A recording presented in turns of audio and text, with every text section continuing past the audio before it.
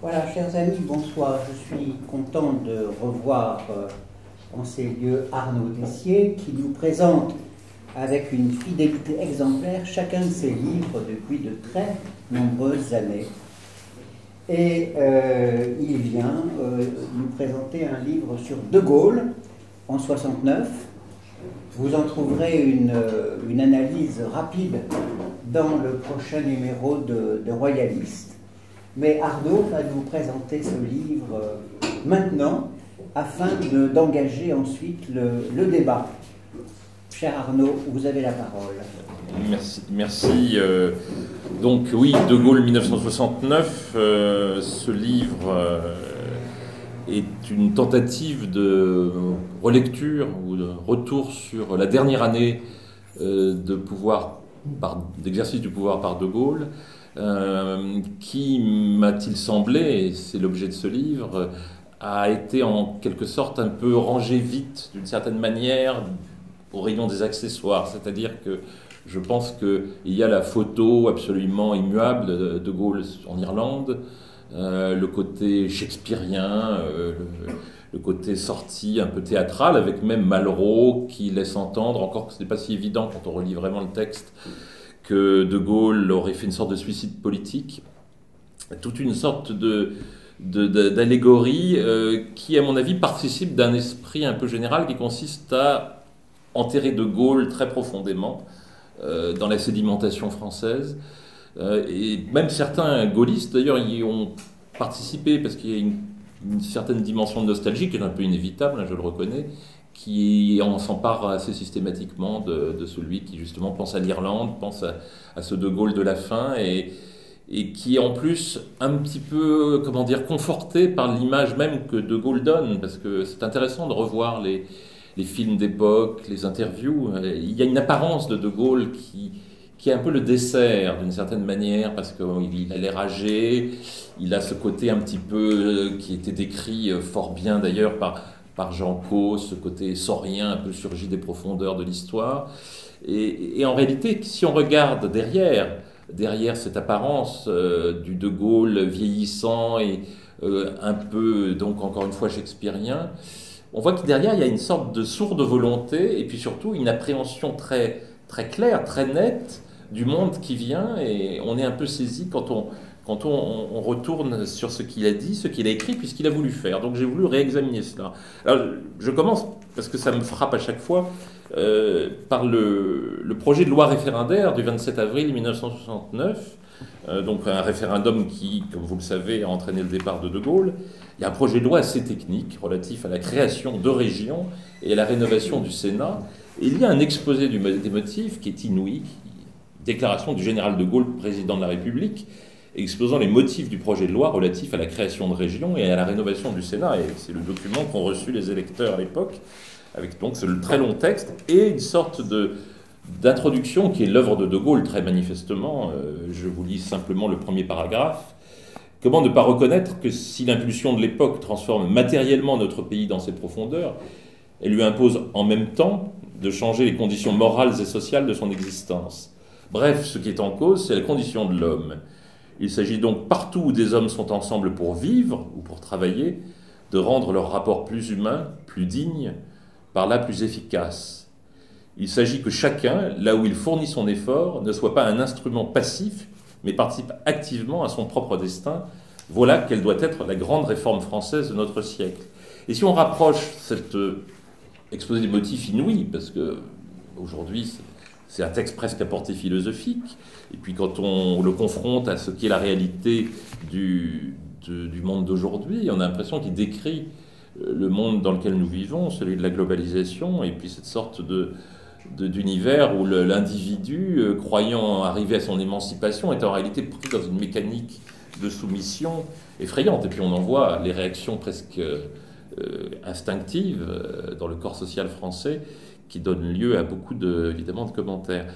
Le 31 décembre 68, donc 7 mois après les événements de mai, quelques mois avant le référendum de 69, De Gaulle fait une allocution pour les vœux qui est inouïe aussi. Alors il parle de 68, il dit qu'il faut porter en terre les diables qui nous ont tourmentés, il parle du redressement économique.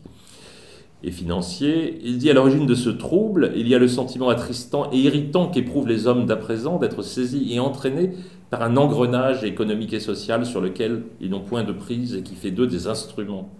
Ce mal du siècle qui est celui des âmes, nous pouvons pour notre part contribuer et y remédier en organisant la participation de tous à la marche de l'activité à laquelle ils contribuent, de telle façon que chacun soit dignement associé à ce qui se passe à son propre sujet et assume des devoirs en même temps qu'il fait valoir des droits. Et il appelle ni plus ni moins à la réforme de la condition des hommes. Alors on pourrait dire, bien sûr, certes, c'est De Gaulle qui décrit de manière très intellectuelle, très conceptuelle, ce qu'il a décrit tout au long de sa carrière, notamment déjà dans le grand discours d'Oxford pendant la guerre, ce qu'il décrit après la guerre, à l'époque du RPF, c'est-à-dire qu'il est obsédé par l'idée de la civilisation moderne, parce que c'est un lecteur de Peggy. Donc on pourrait dire c'est un peu intemporel, c'est un De Gaulle intellectuel et intemporel. Et bien simplement, non, parce qu'il faut le mettre en rapport avec ce qu'il a voulu faire pendant cette dernière année. Il a voulu faire des choses très concrètes, parce que De Gaulle, c'est aussi l'homme qui a mis en ordre de marche une administration puissante, et qui sait s'en servir. Et donc il a une intention et il a la volonté de la mettre en œuvre. Donc c'est un petit peu pourquoi je pense qu'il faut revisiter cette époque, il faut mettre en rapport ce que dit De Gaulle avec ce qu'il veut faire, ce qu'il entreprend de faire pendant cette dernière année. Et puis aussi, c'est le troisième élément qui, à mon avis, appelait une sorte de retour sur cette dernière année, avec ce qu'il va écrire dans les Mémoires d'espoir, parce que à peine a-t-il quitté le pouvoir qu'il écrit les Mémoires d'espoir. Or, ce texte est intéressant quand même. Il est intéressant non pas parce qu'on sait qu'il est intéressant, mais parce qu'il traduit l'état d'esprit de Gaulle à la fin de sa vie. Et c'est pas l'état d'esprit de quelqu'un qui a le côté justement shakespearien et qui tend ce monde auquel plus rien ne le rattache. C'est un texte très volontaire, très pédagogique, il le dit lui-même. En fait, j'ai toujours voulu enseigner aux Français. Et puis, il revient sur ce qu'il a voulu faire au début de la Ve République. Et puis, il appelle ça les Mémoires d'espoir. Donc, le mot espoir, ce mot un peu malrussien, n'est pas un mot utilisé au hasard. Donc, quand on met tous ces éléments ensemble, on voit qu'il y a un projet politique qui est profond et puissant.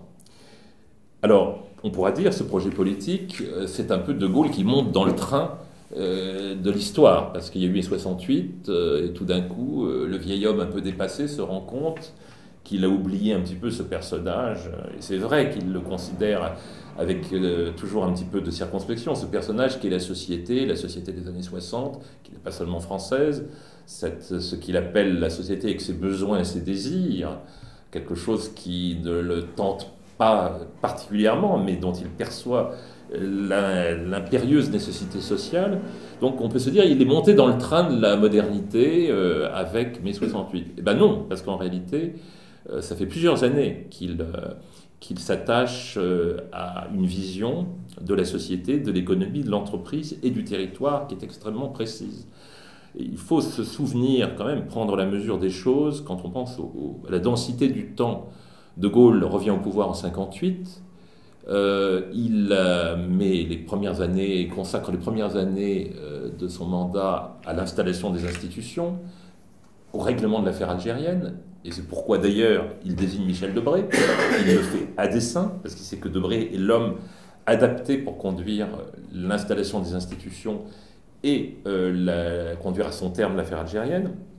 Ensuite, il nomme Pompidou, il le nomme à dessein, parce qu'il connaît Pompidou, il l'estime, il a même pour lui une certaine forme d'affection, et il sait que Pompidou va être l'homme, le techno, je ne crains pas de le dire, parce que le côté littéraire de Pompidou, qui est absolument certain, et qui n'est pas en toc, contrairement à ce qu'on observe souvent dans la politique française, c'est un vrai littéraire, le côté littéraire de Pompidou ne doit pas masquer le fait que c'est un très bon technicien.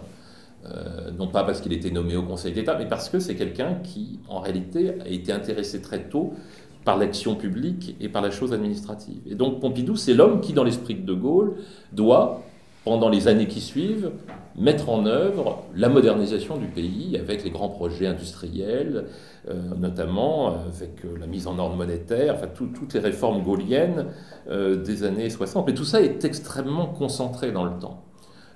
4 ans pour régler l'affaire algérienne, installer les institutions et faire la révision qui permet l'élection au suffrage universel du président de la République, et pour venir à bout des oppositions féroces qui demeurent et dans un régime qui n'est nullement établi solidement sur ses assises. Et puis ensuite, les choses vont très vite.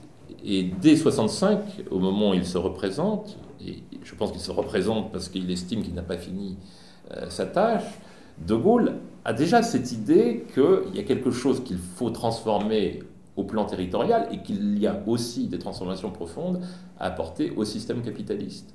Il parlera dans les Mémoires d'espoir de l'infirmité morale du capitalisme, une très belle expression, et c'est le projet de participation qu'il a en tête.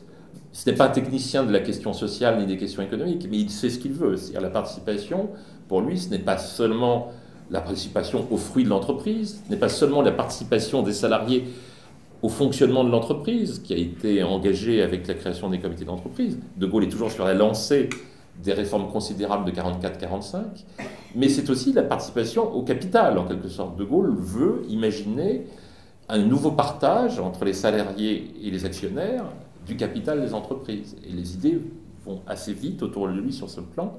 Simplement, il y a les élections législatives de 67, seulement 9 ans après les débuts de la Ve République, majorité très faible, et puis il y a ce mouvement gaulliste qui s'installe de plus en plus, avec un homme qui apparaît de plus en plus comme le successeur potentiel, Pompidou, qui est un homme qui paraît beaucoup plus voué à préparer la transition du régime vers quelque chose de plus classique, de plus installé, et qui ne croit pas à la participation. Sincèrement, Pompidou n'y croit pas. Pompidou croit globalement au fonctionnement classique du système capitaliste, même s'il est profondément attaché à l'héritage institutionnel de la Ve République et à ce que De Gaulle a voulu faire avec la Ve République. Il le montrera. Donc De Gaulle, en fait, est pris de court par 67, mais il a très bien compris, avant même les événements de mai, qu'il faut qu'il crée une nouvelle relation avec la société. Alors, la société, c'est quoi pour De Gaulle? Ce n'est pas cette chose un peu informe qu'on appelle la société aujourd'hui, ce n'est pas l'esprit du temps, ce n'est pas la demande sociale. Pour De Gaulle, il y a une demande sociale, c'est pas le sujet. C'est une société où il veut faire apparaître des élites nouvelles, ce qu'il appelle les forces vives. Beaucoup de termes que De Gaulle a employés ont été galvaudés, banalisés ensuite. La participation, c'est devenu la démocratie participative. En fait, ce que De Gaulle a en tête, c'est une forme de démocratie participative, mais bien loin, je vous rassure, de ce qu'elle sera, de la démocratie participative telle qu'elle sera imaginée, ou de la gouvernance telle qu'elle sera imaginée à droite ou à gauche.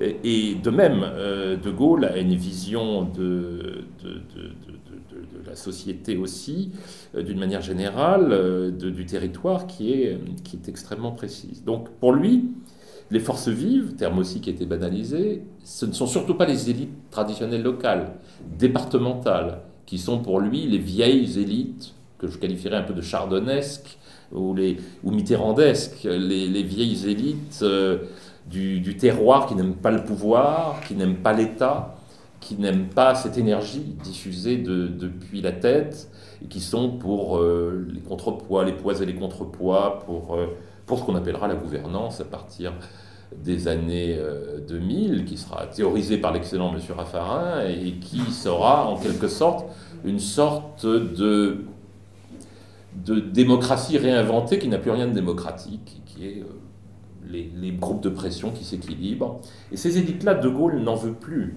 Et pour lui, elles s'incarnent dans le Sénat. C'est pour ça qu'il veut réduire le Sénat. C'est surtout pour ça, parce qu'il considère que ce sont les vieilles élites traditionnelles. Il veut faire émerger des élites nouvelles, celles du monde universitaire, de la recherche, qui le fascine beaucoup. Il est très attiré par le monde de la recherche et de l'université. Les élites économiques, les élites sociales, les syndicats, dans les éléments les plus dynamiques du syndicalisme. Et c'est ces forces vives qu'il veut faire émerger. Et donc il a imaginé qu'il faut créer un nouvel échelon qui sera la région. la région, mais pas une région, pas les vieilles provinces. Certes, il est attaché aux vieilles provinces. De Gaulle, à son côté, il aime l'histoire, il sait que quelque chose de différent qui tient compte des vieilles provinces, et puis des régions qui ne sont pas dans son esprit des régions décentralisées. Je crois que là, il faut vraiment revisiter de manière radicale le projet gaullien tel qu'il est dans ce document.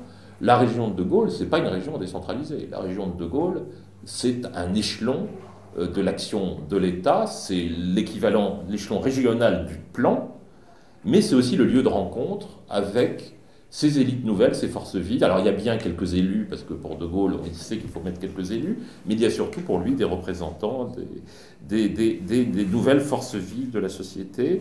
Et la région, ce sera le lieu, mais pas un lieu décentralisé. Le personnage tel qu'il imagine, le personnage clé de la région, ça sera le préfet de région. Et l'Assemblée régionale aura surtout pour but de transmettre un certain nombre d'idées, de mouvements, d'être véritablement la voix du pays face à un État qui, dans l'esprit de De Gaulle, reste très centralisé, très directif. Une fois qu'on a compris ça, tout ça est en place dans les idées de De Gaulle, dans l'esprit de De Gaulle, avant 68. Et c'est pour ça d'ailleurs qu'il se fait une erreur d'appréciation lorsque, pour essayer de reprendre la main, il a cette idée d'un référendum sur la participation qui tombe à plat. Il voit que les choses lui échappent, et donc De Gaulle fait, comme vous le savez, son éclipse de Baden-Baden, qui n'a rien de mystérieux, contrairement à ce qu'on dit souvent, puisqu'il a dit très bien ce qui lui était arrivé, il l'a écrit, il l'a dit à ses proches. Dans les archives du secrétaire général de l'Élysée, Bernard Tricot, c'est dit très explicitement, il dit quand je suis parti à Baden-Baden, je me suis ressaisi et j'ai ressaisi la France. Donc il s'est ressaisi et il le dit même dans le discours du 30 mai 1968, il dit même qu'il a envisagé toutes les possibilités. Et il dit, je dis bien toutes les possibilités, y compris le départ, etc. Donc De Gaulle reprend la situation en main par le discours du 30 mai selon le schéma classique, mais il veut mettre un coup d'accélérateur. Mais donc, que les choses soient claires, ces idées sur la transformation de la société, la transformation du territoire, il les a avant 68. Simplement, 68 l'oblige à accélérer. C'est pourquoi il se sépare de Pompidou, nomme un Premier ministre qui n'est pas à sa botte, mais qui est quelqu'un de un technicien. Couve de Murville, il ne faut pas l'oublier. Certes, Couve de Murville n'est pas une figure flamboyante de la résistance, mais Couve de Murville, c'est l'homme qui, au moment de la libération du territoire, a été un de ces inspecteurs des finances de la grande époque qui ont aidé De Gaulle à imposer, face aux Américains, la circulation d'une monnaie française, enfin, qui ont permis de rétablir une autorité française dans un pays qui était destiné à devenir un pays en fait administré par les Américains. De même que c'est dans ce contexte-là qu'il a engagé les réformes de 44-45, et par parenthèse, parce que c'est quand même quelque chose qu'il faut toujours dire, qui est très bien expliqué par Alain Supiot, qui dit, lui, le grand juriste, grand spécialiste du droit social, professeur au Collège de France, qui dit lui-même qu'il n'était pas du tout gaulliste en 69, il devait avoir 21 ou 22 ans, et qui redécouvre De Gaulle maintenant, et qui comprend ce que De Gaulle a voulu faire. Et il dit, dès 44-45, par contre, c'est pas du tout, les réformes de 44-45, c'est pas pour faire plaisir au Parti communiste, c'est parce que De Gaulle a déjà ses idées sur la réforme de la société, l'organisation du territoire et l'articulation entre une administration forte et un exécutif fort. Donc voilà un petit peu ce schéma. Simplement, De Gaulle sait qu'il a peu de temps, il est obsédé par le temps qui passe. Certes, il a du temps en termes de mandat politique, mais il voit bien d'une part qu'il est âgé, il sent les marques du vieillissement, il a toujours été obsédé par ça, même quand il était encore un homme jeune. Dès la soixantaine franchie, il a considéré que les choses allaient vite pour lui. Et puis il sait qu'il a peu de temps parce que le système politique est en train de muter. Il voit bien que son propre mouvement politique, finalement, le pousse un peu vers la sortie. Bernard Tricot raconte que pendant les journées fatidiques du 29 et du 30 mai, des choses qu'on savait, mais qu'il l'explique de manière très précise, on veut pousser De Gaulle. Les accords de Grenelle n'ont pas mis fin au mouvement de mai, dans sa diversité sociale et étudiante. Mais on considère que De Gaulle est toujours l'obstacle. Et on voit très bien que le CNPF, il faut dire les choses comme elles sont, agit de manière très directe auprès de l'entourage de Pompidou. On voit que Michel Jobert, d'ailleurs, a un rôle assez important sur ce plan. Le CNPF et une partie du milieu politique gaulliste pensent qu'il faut que le général cède la place et que ce sera la solution. Le retour de Gaulle montre que la solution c'est De Gaulle et c'est le discours du 30 mai, mais il le sait le système est en train de se transformer et qu'il a peu de temps pour faire valoir ses idées. Donc d'où le gouvernement Couve de Murville et d'où cette idée d'articuler tout son projet politique, territorial et social autour d'un grand référendum. Parce que pour De Gaulle, c'est la seule façon de passer en force. C'est la seule façon de passer en force et il faut préparer cela. Donc le référendum, ce n'est pas la mise en scène d'une sortie glorieuse. Il croit vraiment qu'il peut gagner le référendum. Il y a quelque chose qui m'a beaucoup frappé, c'est que contrairement à ce que on dira beaucoup aussi sur De Gaulle, c'est-à-dire donc l'idée sorte de va-tout, mais vite convaincu qu'il va perdre. Ce qui est assez fascinant, c'est qu'à aucun moment De Gaulle ne dit ce qu'il a pourtant dit pour tous les référendums précédents, en tout cas les plus importants, cela dit, ils ont toujours été importants. Il l'a dit explicitement au moins une fois. Si le résultat est médiocre, il ne se contentera pas d'une victoire médiocre. Il lui faut en plus un succès considérable. De Gaulle ne dira jamais ça pour le référendum de 1969. On peut se demander si De Gaulle n'avait pas l'intention, même avec une faible majorité, de rester tant il attachait de l'importance à ce qu'il voulait faire. Donc le référendum, c'est l'objectif. Il remet au travail, après mai 68, toutes ses équipes administratives, et puis avec deux hommes qui ont un rôle clé depuis déjà plusieurs années, Jean-Marcel Jeannet et Olivier Guichard, pour mettre en chantier sa réforme territoriale, sa réforme du Sénat, et la participation, la réforme dans l'entreprise. Il sait qu'il ne peut pas mener tout de front, mais l'idée de la région, c'est quand même de réintroduire l'idée de la participation et de la réforme du capitalisme à travers la création de ce nouvel échelon d'administration, de ce nouvel échelon d'organisation de la puissance publique en France. Et puis il va joindre au menu, si j'ose dire, ce qu'on a décrit comme étant la suppression du Sénat, en tout cas c'est vrai, sa liquidation politique, puisque son idée c'est de transformer le Sénat en une sorte de conseil économique et social renforcé, n'ayant plus véritablement de rôle politique, et puis d'évacuer la question de l'intérim par le président du Sénat à l'Élysée. Ça, c'est un projet très précis. Et on dit souvent que De Gaulle a échoué parce que justement l'assiette était trop fournie. À la fois la réforme régionale, que tout le monde ne comprenait pas très bien, la question sur De Gaulle lui-même, et puis cette réforme du Sénat, cette liquidation politique du Sénat, dont beaucoup craignaient qu'elle ne soit une ultime manifestation du tempérament très autoritaire de Gaulle et finalement assez peu démocratique. Mais De Gaulle suit son projet. Il l'impose vraiment, parce qu'on voit que des hommes comme Jeannet ou Guichard seraient partisans d'une ouverture un petit peu plus grande. Ils voient quand même la région comme la première étape d'une forme de décentralisation, même si tout ça est très mal. De Gaulle, non, c'est pas ça qui l'intéresse. De Gaulle, vraiment, veut créer un nouveau levier.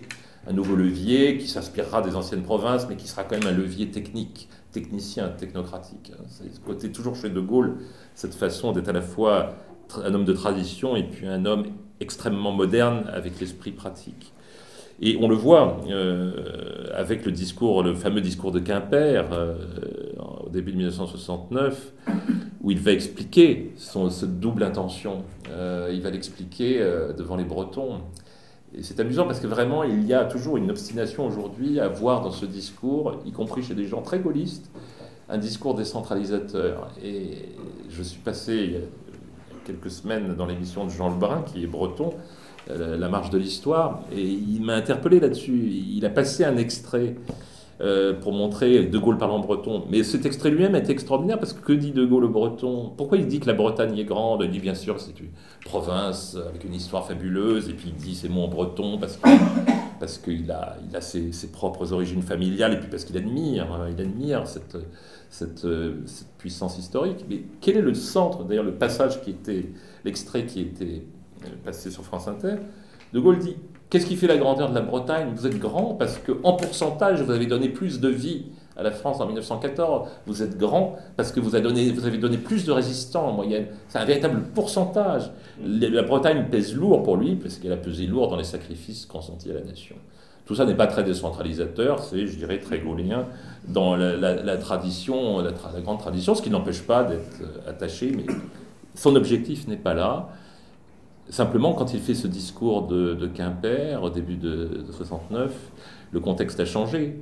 Pompidou a annoncé, depuis l'Italie, sa détermination, le jour venu, à assumer la succession de Gaulle.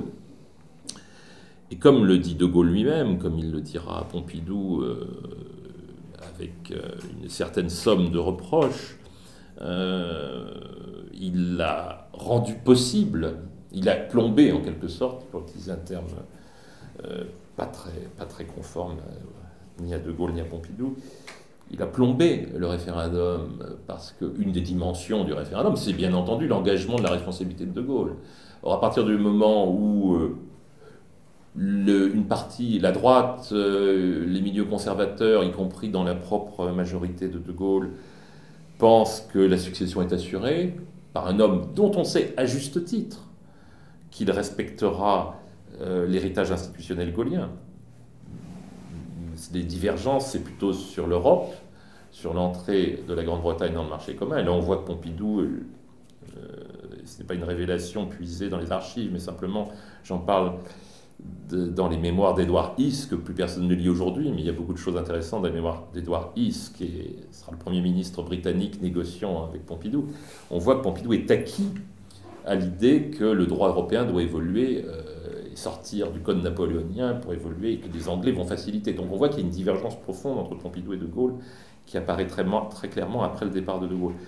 Et puis il y a une divergence aussi sur la participation, sur la conception de la société, du capitalisme. Mais Pompidou, c'est un peu le successeur idéal pour la droite, pour la bonne partie de la majorité gaulienne. Donc De Gaulle part avec ce handicap pour le référendum. Première faiblesse. Deuxième faiblesse, donc, qui va marquer la campagne référendaire assez courte, effectivement, le fait d'affronter le Sénat directement, ce n'est pas très bien compris. Et puis, encore une fois, le côté technique de la réforme, avec cet exposé des motifs très ample, plein de hauteur, et puis une réforme assez technique et une réforme très politique. Tout ça, ça fait beaucoup, c'est très complexe pour les Français, et ça expose énormément De Gaulle aux attaques. Donc on a quand même là les éléments qui expliquent pourquoi, pendant les premiers mois de 69, De Gaulle va perdre du terrain dans la campagne pour le référendum. En réalité, il est très seul. Il est très seul. On dit que De Gaulle ne croit pas au succès. Il y a cru. Il a voulu y croire. D'une certaine manière, le doute, évidemment, pouvait s'emparer de lui. Mais quand on a fait le 18 juin 1940, je pense que la question des probabilités est assez secondaire. C'est une prise de risque colossale. Alors 69, c'est quand même pas la même ampleur. Donc c'est véritablement ce que un journaliste américain de l'époque qui a écrit un livre sur De Gaulle en 65 qui s'appelle Schönbrunn, David Schönbrunn, appelle, il parle des trois vies de Charles de Gaulle. Le De Gaulle d'avant la guerre, le De Gaulle de la Résistance, et puis le De Gaulle de la Ve République. Et je dirais que ça, c'est la quatrième vie de Charles de Gaulle qui est plus courte, mais là, il est très solitaire, là encore, en réalité, parce qu'il a une vision très prophétique du monde qui vient, de la société qui vient, et qui véritablement imprègne les mémoires d'espoir, qui est vraiment un texte à relire de manière différente, et à relire en parallèle avec une relecture des mémoires de guerre. En fait, pour faire ce livre, je suis retourné vers les textes de Gaulle. J'ai laissé de côté C'était De Gaulle, livre qui m'intéressait énormément naguère, qui me paraît beaucoup plus sujet à reproche aujourd'hui, en tout cas à manipuler avec beaucoup plus de précaution. Je suis retourné vers les textes de Gaulle, les discours de Gaulle, ses mémoires, les mémoires de guerre, les mémoires d'espoir. Dans les mémoires de guerre, il y a des passages considérables sur la vision de la société. Même sur le Québec, là aussi on a dit De Gaulle était gâteux en 67. De Gaulle en 67 ne fait que redire des choses qu'il a déjà dites et qui porte moins sur le Québec, sur la question des identités et du refus d'être submergé par un modèle culturel unique qui asservira l'individu et qui est une nouvelle façon même d'une certaine manière, de relire Tocqueville. Donc cette quatrième vie de Charles de Gaulle, elle est très solitaire, c'est un combat très solitaire, dont il a sans doute peut-être seul les clés, et qui est incompréhensible en réalité, je pense, pour la société de ce moment-là. Peut-être très compréhensible pour certains de ses adversaires, mais incompréhensible pour les Français de l'époque, en tout cas difficilement compréhensible. Il est en décalage, mais pas parce qu'il est à la remorque de 68, mais parce qu'il est en avance, parce que l'avenir, j'en suis profondément convaincu, il est en avance, il voit le monde qui vient. Et il y a, pour comprendre, je pense, cette vision de la société, ce monde qui vient, qui est un monde difficile, un monde de crise. Il l'exprime très bien dans le discours ultime qu'il va faire quelques jours avant le référendum pour essayer d'emporter le morceau, même s'il sait déjà qu'il va probablement perdre, où il dit que c'est le seul moyen d'éviter une aventure dramatique, c'est de soutenir son projet. Et je crois qu'il est sincère. Il pense que la France va vers un monde en crise où le modèle démocratique sera mis à mal et où la condition de l'homme, de l'individu, du salarié sera mise à mal. Et je crois qu'il le voit avec une grande netteté, que c'est ça qu'il anticipe. Toujours en relisant, donc j'ai relu Les Mémoires d'Espoir, où il dit ça de manière très explicite. J'ai relu Le Mal français, ce livre qui a eu énormément de succès, je crois en 74 ou 75, écrit par Perfit, et il y a un passage extraordinaire par l'incompréhension de Gaulle, où Perfit fait une charge contre l'administration, contre l'État, où il dit finalement le drame de la France depuis Richelieu, c'est cet État trop puissant, trop centralisé, et il dit, pour s'en plaindre, c'est extraordinaire parce qu'on comprend tout ce qui s'est passé ensuite dans le grand malentendu politique français, notamment à droite, entre guillemets. Il dit finalement en France, on a toujours fait comme si l'ordinaire n'était qu'une atténuation de l'extraordinaire. Et il dit il faut aller vers un monde où la politique traite les choses de manière plus ordinaire et où on est dans l'idée d'une stabilité, d'une certaine tranquillité, d'une certaine recherche du bonheur. Et ce qui est extraordinaire, c'est qu'il a mis le doigt, mais pour s'en plaindre sur ce qui est la conception même de la politique, de la société, de la civilisation par De Gaulle. De Gaulle pense que oui, l'ordinaire n'est qu'une atténuation de l'extraordinaire. Toute sa vie en témoigne, tout ce qu'il a vu et subi et affronté. Il pense qu'effectivement, la démocratie doit être armée.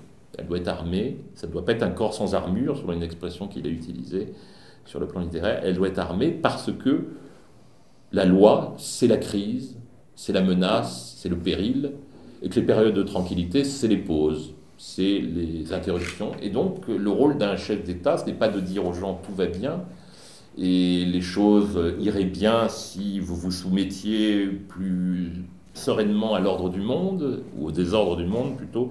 De Gaulle pense le contraire. Et donc, c'est tout cela qu'il y a en jeu dans la dernière année gaulienne, c'est le monde qui vient, un monde très dur, très, très, très difficile, et dont il voit se dessiner les traits majeurs. Donc voilà les causes de l'échec, mais quel échec? D'abord, quelques mois plus tard, quand il sera retiré à la Boisserie, De Gaulle va recevoir l'homme qui est chargé de l'aider à rédiger l'édition de ses discours et messages, qui est François Gogel, secrétaire général du Sénat. C'est amusant d'ailleurs que soit le secrétaire général du Sénat, les gens prenaient des risques aujourd'hui que plus personne ne prendrait. Enfin, le secrétaire général du Sénat qui va aider le général de Gaulle à publier son œuvre, il faut avoir été des gens comme François Gogel pour oser une chose pareille. Et de Gaulle reçoit Gogel en novembre 69, avec Pierre-Louis Blanc bien entendu, et il le reçoit seul, Gogel, et il lui fait une sorte de tableau de ce qu'il a fait, ce qu'il a voulu faire pendant 20 minutes, moment extraordinaire que raconte Gogel. Et puis à un moment donné, il lui dit « Mais le référendum, je l'ai perdu de très peu. Il dit 48, voilà, il n'y a jamais eu autant de gaullistes en France, il disait, qu'au moment du référendum. J'ai perdu très peu. Et Gogel fait remarquer, il le fera remarquer, alors là, comme politologue, homme spécialiste de la science politique, il fera remarquer qu'en pourcentage des inscrits, De Gaulle a eu, je crois que c'est de l'ordre de 37,5 ou 38% des inscrits, que De Gaulle a eu un résultat qui ne sera jamais plus égalé par aucun président de la République dans aucune élection. Et que c'est le résultat d'ailleurs qu'il a obtenu à l'élection présidentielle de 65. Et Gogel rappelle aussi que De Gaulle n'a jamais été négatif dans les sondages à l'époque. De Gaulle n'est pas impopulaire. Donc il a vraiment provoqué cet échange avec les Français qui n'a pas été si loin de gagner, parce qu'il pensait que la question était importante. Non pas parce que le lien de confiance était rompu, mais parce qu'il pensait que cette majorité introuvable de juin 68 ne suffisait pas, parce qu'il pensait qu'il fallait enclencher un nouveau mouvement profond, et que pour cela, il lui fallait une nouvelle source de légitimité. Mais ce n'est pas un homme à bout de course, au plus bas dans l'opinion, qui cherche à se raccrocher au pouvoir, ou qui cherche, encore une fois, une sortie pleine de panache et de grandeur. C'est vraiment un vrai projet politique, social, économique, reposant sur une articulation très profonde entre l'État comme puissance administrative et l'État comme institution politique forte, et cette idée que la politique, le gouvernement, c'est la prise de risque. Il prend le risque du référendum. C'est une notion aussi qu'il a oubliée. Toujours dans l'émission de Lebrun, il y avait un extrait de ce discours qui précède le référendum, et j'ai été frappé, il y a une formule, quand De Gaulle dit que bien entendu, il partira s'il perd, et il dit évidemment, il martèle évidemment. Cet évidemment résonne étrangement aujourd'hui dans un monde où il n'y a plus d'évidence de ce type et où le marasme institutionnel est profond.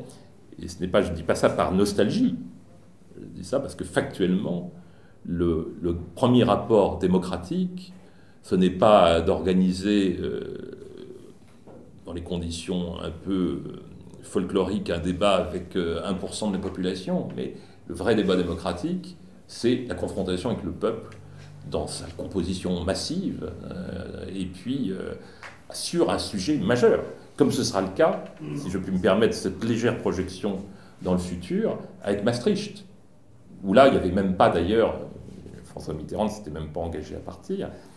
Maastricht, il y a eu véritablement un débat profond, et qui a été tellement profond et tellement développé sur un sujet éminemment technique, encore plus technique que le référendum de 69, mais avec aussi des enjeux de société majeurs, sur un débat tellement bien étayé et mené, je pense en particulier évidemment au rôle de Philippe Séguin, que le non a failli l'emporter de très peu, un petit peu d'ailleurs dans les mêmes proportions, sinon plus que De Gaulle en avril 69.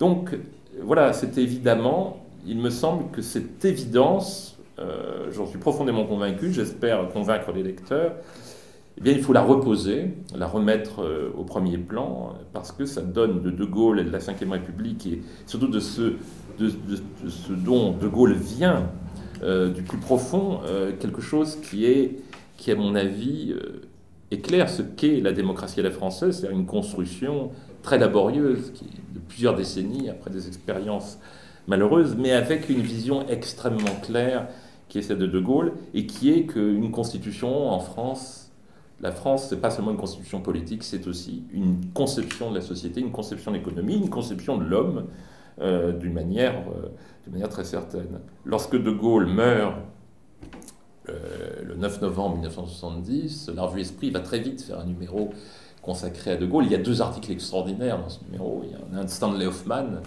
où il dit déjà que la réforme régionale, ce n'est pas de la décentralisation, c'est une grande affaire pour De Gaulle, une nouvelle étape. Et il parle à propos de De Gaulle d'humanisme tragique, et je trouve cette expression extraordinaire. C'est un humaniste, De Gaulle, mais un humaniste tragique, c'est-à-dire un homme qui sait que l'histoire n'est pas une affaire, un jeu d'enfant, que c'est de la tragédie substantielle. Et l'article de Jean-Marie Domnac est extraordinaire. cette citation, parce qu'il y a eu bien sûr le voyage de Gaulle en Irlande, et puis le voyage de Gaulle en Espagne. De Gaulle voulait rencontrer Franco. Ce n'était pas un voyage touristique, il voulait rencontrer Franco. Il a fait une très belle balade en Espagne, moins dans les musées d'ailleurs que dans les paysages et sur les sites historiques. Mais son objet, c'était vraiment de rencontrer Franco et d'échanger avec Franco. Il était fasciné par Franco, apparemment, parce que Franco, pour lui, c'était l'image de la dureté en politique, de certains côtés implacables, mais en même temps de la façon dont la dureté, quelquefois nécessaire pour maintenir l'unité. Et puis, ça l'intéressait de parler avec Franco du monde actuel, et il en est revenu... D'ailleurs, il le raconte à Pierre-Louis Blanc d'une manière assez saisissante à la Boisserie. Il dit Franco n'était pas si gâteux que ça, en substance. Je lui ai dit que globalement son bilan était positif. Mais il ajoute cette formule mais Dieu qu'il a eu la main lourde. Et je pense que c'est en pensant au voyage espagnol que Domnac, qui n'était pas un crypto-fasciste, écrit ceci qui est, je trouvais, extraordinaire. Il écrit ça, encore une fois, quelques semaines après tout de suite après la mort de Gaulle. Il dit oui, on a reproché son autoritarisme, etc. Il dit, mais une personne dressée contre les fatalités, appelant d'autres personnes à exister, est-ce donc si scandaleux pour des démocrates qui croient que l'histoire n'est pas le simple produit des déterminations économiques ou des inégalités de la force? Il ajoute, l'esprit d'une nation et son État ne doivent pas être plus séparés que l'âme et le corps d'un individu. Et cette formule que je trouve extraordinaire, quand on la compare avec le baragouinage sur les valeurs aujourd'hui, il dit pour De Gaulle, les valeurs, dit Domnac, ne se disent pas en termes de moralisation, mais d'action. Les valeurs ne se disent pas en termes de moralisation, mais d'action. Elles sont ce qui suscite et autorise une action politique dont, par ailleurs, les exigences sont cruelles et immorales. Elles sont la condition préalable de l'existence collective, le lieu supposé de la survie. Et c'est ça, finalement, ce personnage très extraordinaire du De Gaulle ultime, qui est comme il essaie de ramasser en quelque sorte toute l'énergie française avec tous les instruments qu'il maîtrise, et puis avec ses projets sur le monde de l'entreprise, sur la correction du capitalisme, avec sa vision internationale. Je n'ai pas parlé de... Enfin, cette dernière année gaullienne est comme l'année d'un rapprochement très spectaculaire avec les États-Unis, avec Nixon.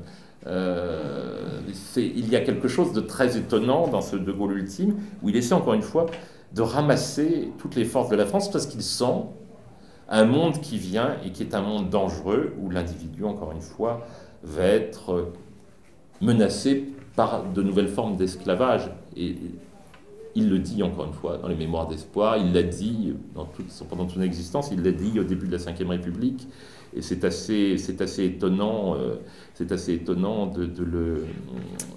le constater. J'ai noté aussi ce qu'il dit dans l'Appel, le premier tome des Mémoires de guerre, donc ce qu'il dit 15 ans avant 69, à propos de Jean Moulin.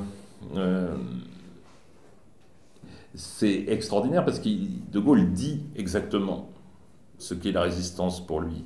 Rempli jusqu'au bord de l'âme, il parle de Jean Moulin, de la passion de la France. Et voilà la définition du gaullisme. Par De Gaulle, on dit qu'il n'y a pas de définition du gaullisme.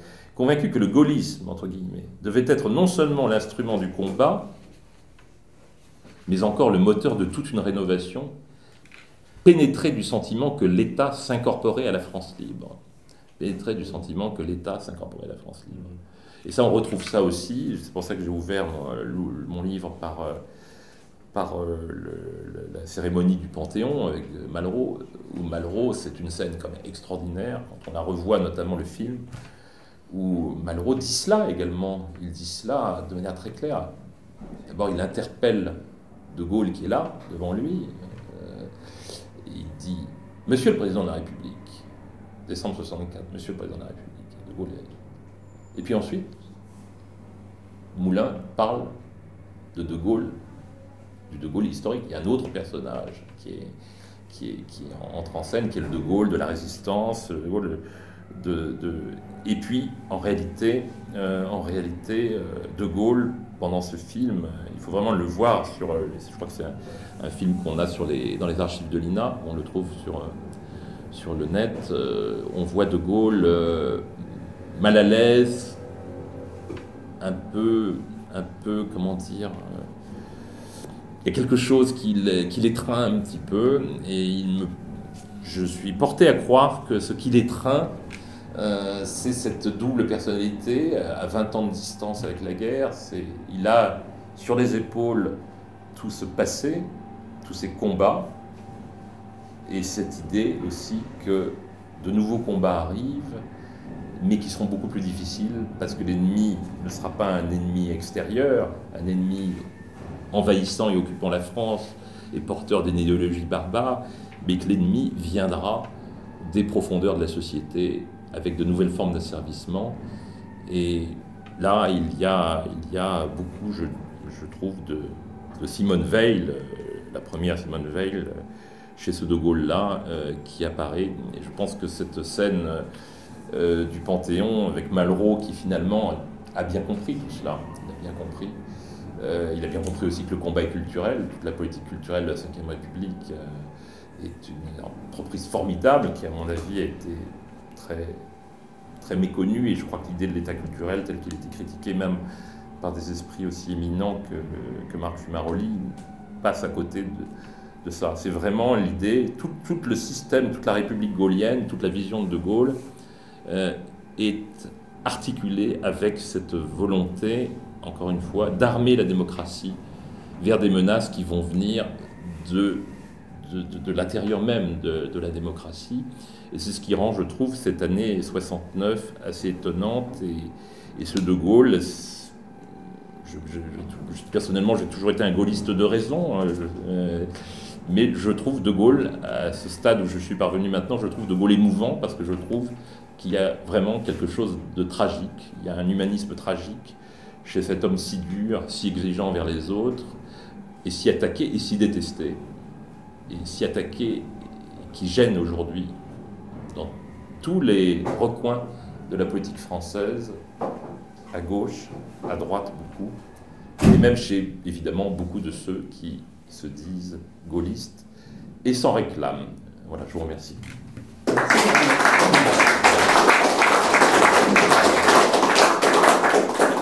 Merci beaucoup Arnaud. Le débat est ouvert. C'est Raoul qui l'anime. Comme d'habitude, je vous en prie, vous avez la parole.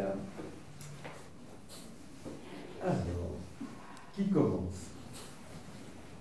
Eh bien, alors je vais commencer, si vous permettez. Dans votre livre, vous parlez de la conception du temps chez De Gaulle, de ses relations avec Bergson. Et c'est important, en fait. Est-ce que vous pouvez nous en dire un tout petit peu plus sur ce sujet? Oui, De Gaulle n'est pas un philosophe. La pensée de Bergson est extrêmement complexe, mais il y a des textes de Bergson qui sont extrêmement clairs et très politiques. Et De Gaulle a retenu, mais d'ailleurs c'est toute une génération qui a été influencée par Bergson, a retenu cette idée que le temps est une matière vivante, que le présent est une matière vivante, et qu'on ne peut pas découper le passé, le présent et l'avenir comme des tranches, et que donc, selon l'expression d'ailleurs très bergsonienne de Fernand Braudel, que le passé brûle le présent. Donc De Gaulle a cette idée en réalité que le présent, c'est bien entendu l'histoire en action, et qu'on est sur quelque chose qui n'est pas une série d'étapes.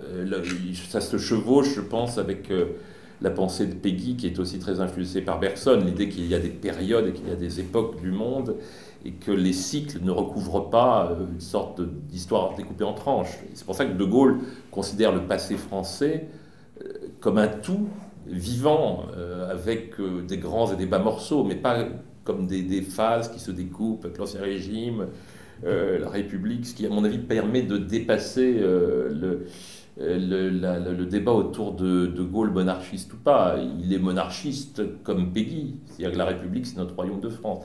C'est une sorte de mouvement continuel, l'histoire de France, vers le maintien d'un destin collectif et d'une certaine conception de l'homme. Et il a puisé chez Bergson, qui cite très tôt dans Le fil de l'épée, il a puisé chez Bergson cette conception du temps de manière très simple. Hein. Ce n'est pas une lecture de grande profondeur philosophique. Mais Bergson lui-même, du coup je me suis attelé à la lecture de Bergson que je connaissais très mal.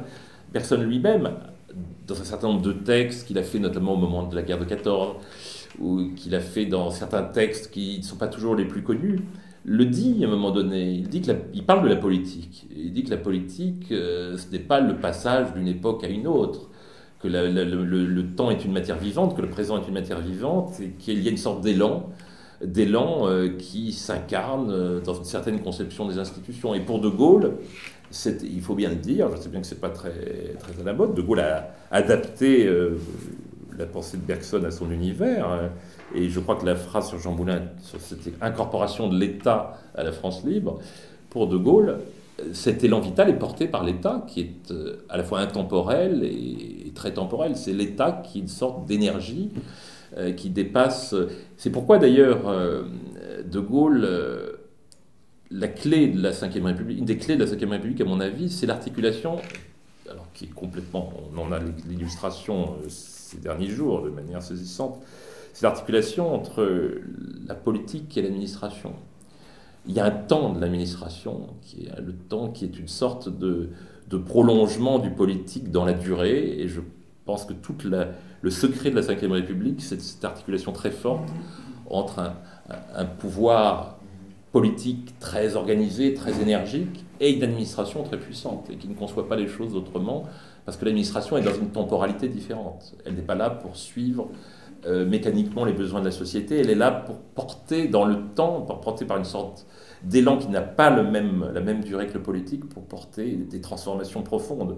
Il le dit dans Le fil de l'épée, il n'y a pas de survie sans une rénovation incessante. Et ce qui l'affole, c'est cette sorte de pause à laquelle les Français, on peut les comprendre, c'est pour ça que c'est un message très exigeant, à laquelle la société française aspire à la fin des années 60, cette pause, parce que la guerre est proche, on a frôlé la guerre civile avec la guerre d'Algérie, et puis il y a eu 68. Cette idée que la société veut profiter un peu du bien-être, du progrès matériel, etc. Et De Gaulle est prêt à en tenir compte, mais considère que c'est un leurre, que les choses reviendront très vite difficiles. Et le basculement, et je trouve que c'est pour ça que la phrase de Perfit, elle est pour le coup anti-bergsonienne et anti-gaullienne, même si je pense que Perfit ne s'en est pas du tout rendu compte. La phrase de Perfit est lumineuse à contrario par rapport à ce qu'il veut dire, c'est-à-dire que la densité même de l'action politique, de l'histoire, c'est cette idée de crise, de danger contre laquelle tout le système démocratique doit être armé. Et voilà, c'est ça, à mon avis, qui explique cette vision de Gaulle qui est une sorte de volonté d'élan permanent et qui explique cette posture très étrange et qui explique aussi, évidemment, ces moments de doute. Alors, tout le système politique de la Ve République, tout le raisonnement politique de la Ve République va basculer justement dans cette reconnaissance du fait que la société a le droit de profiter, qu'on est dans une ère de croissance, de tranquillité, etc. C'est ce que Pompidou dit à un moment donné dans un texte que je cite. Les peuples heureux, chacun le sait, n'ont pas d'histoire, et je voudrais qu'on se souvienne de mon mandat comme une période où les Français ont été heureux et que finalement on oublie ma personne. Et De Gaulle, lui, il pense comme Péguy que si les peuples heureux ont une histoire, et que c'est vrai que c'est pas vrai que les peuples heureux n'ont pas d'histoire. Et c'est assez intéressant de voir que Pompidou, à la fin, avant de mourir, s'est rendu compte de ça, je pense. Il y a ce discours extraordinaire, déjà dès 70, alors qu'il est président de la République, dans un discours qui est totalement oublié, où il s'exprime devant le Conseil d'État, où il dit au Conseil d'État, qu'il connaît bien, ô combien, et il dit au Conseil d'État, c'est très bien de défendre les droits individuels, ça a été très bien, vous avez fait faire des progrès énormes à la condition du citoyen, de l'individu face à l'État. Mais Pompidou dit de manière étonnante, mais attention, parce que maintenant il y a une nouvelle puissance qui approche dans l'économie, dans la société, et qui vont menacer l'individu, et l'individu va avoir besoin à nouveau de l'État. Et Pompidou dit ça en 70, et en 74, peu de temps avant sa mort, il a aussi des propos très sévères et très gaulliens. Donc je pense que Pompidou, c'est une hypothèse que je formule, mais le discours devant le Conseil d'État est quand même incroyable. Pompidou s'est regaullisé fortement vers la fin du mandat, sans doute parce qu'il voyait arriver dans son propre giron tous ceux qui pensaient qu'il fallait dire aux gens qu'ils sont heureux et que ça va continuer indéfiniment, bien sûr, s'ils renoncent à leurs conditions humaines, voilà, et leurs conditions de citoyens. Voilà, donc je ne sais pas si j'ai répondu vraiment à cette question sur Bergson, qui est complexe, parce que De Gaulle a une lecture très particulière et très lapidaire de Bergson, qu'il est difficile de reconstituer dans les grands textes de Bergson, qui sont quand même extrêmement philosophiques, mais, et je les ai cités, il y a quelques textes de Bergson très lapidaires, très politiques, qui font comprendre pourquoi De Gaulle a été séduit par cette pensée dont il a pris quelques aspérités particulièrement saillantes. Alain, avec une question, et après... Le référendum de 69, est-ce que dans l'idée de Gaulle, il n'y avait pas, lors de la réforme profonde que vous évoquiez, une volonté de se relégitimer, parce qu'en 68, pour la première fois, sans doute, les choses lui avaient échappé. Enfin, le voyage à Baden-Baden me semble le montrer. Et s'il avait gagné ce référendum, de peu, voire mal, est-ce que vous pensez véritablement qu'il aurait pu mener à bien ce qu'il souhaitait? On voit un De Gaulle à 51%, c'est pas De Gaulle, quoi. Oui, mais justement, je pense que peut-être il l'a envisagé, parce qu'il n'avait pas d'autre choix, il n'avait pas le temps. Il n'avait pas le temps, mais il ne voulait pas continuer. Il pouvait, il n'était pas obligé de faire le référendum, il n'était pas obligé de partir par le référendum, mais enfin ça c'était évidemment inconcevable pour lui. Mais en même temps, s'il voulait faire réformer le Sénat, il ne pouvait pas faire autrement. Enfin... Oui, tout à fait, tout à fait. Mais c'est curieux parce que le Sénat depuis a joué un rôle politique extrêmement variable et qui a pu se révéler très intéressant par la suite. Mais il y avait un aspect très technique dans la réforme du Sénat qui était de mettre fin à l'intérim par le président du Sénat. Et quand on sait que beaucoup de choses assez décisives dont ne voulaient pas De Gaulle ni Pompidou ont été faites par Alain Poher pendant l'intérim de 1974, on voit très bien qu'il avait vu...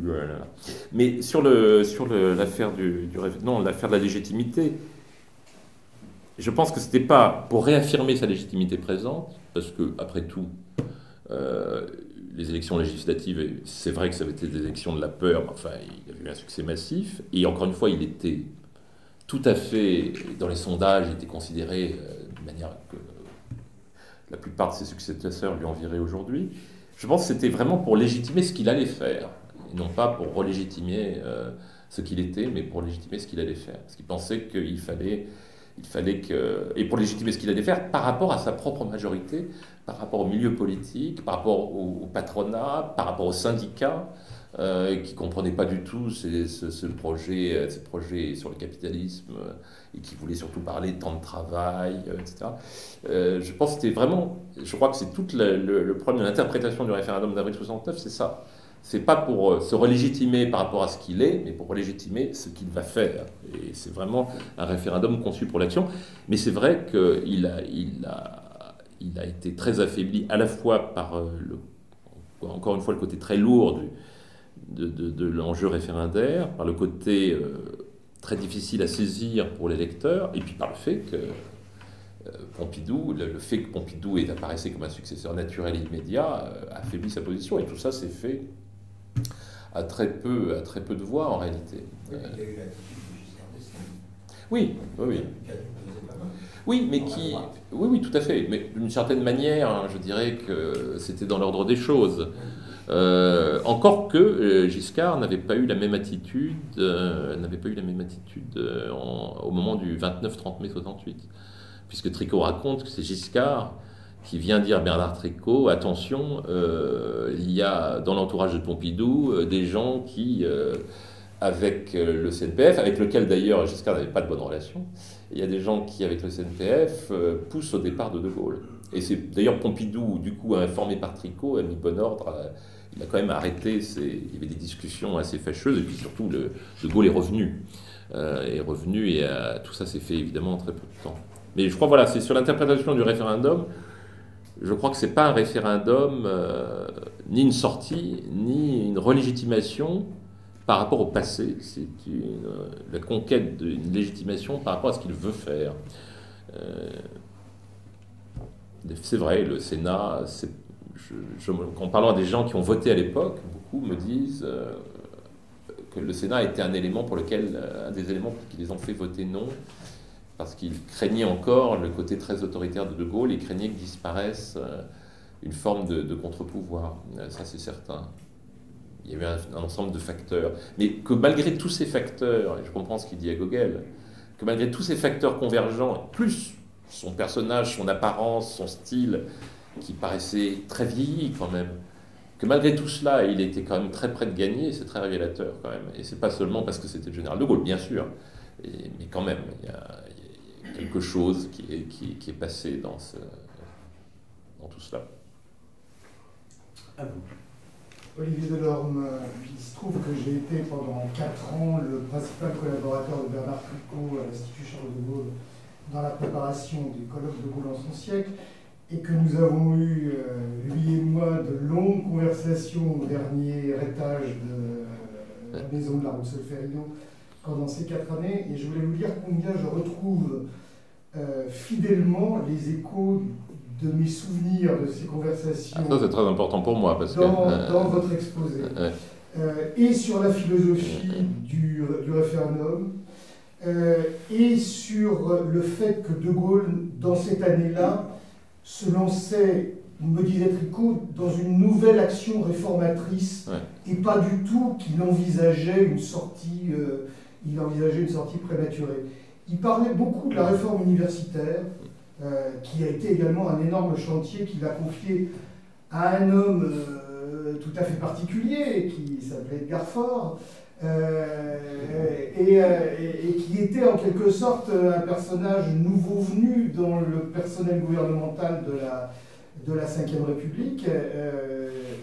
Et puis, comme vous le disiez, il y a une réorientation diplomatique, et il y a l'affaire de la participation. Alors, mes souvenirs de ces conversations avec Tricot Bernard Tricot sur la participation, c'est qu'il est arrivé, lui, à l'Élysée en 67, Bernard Tricot, si je ne me trompe pas, en remplacement d'Étienne Burin-Desrosiers, et il m'a toujours dit qu'en arrivant, c'était la priorité absolue qu'il avait de travailler sur les ordonnances de la participation, et il ajoutait que les principales oppositions étaient venues de l'intérieur de la majorité. Et pour citer un autre nom, d'Édouard Balladur, qui était un des plus proches collaborateurs du Premier ministre et qui était férocement opposé aux ordonnances de participation.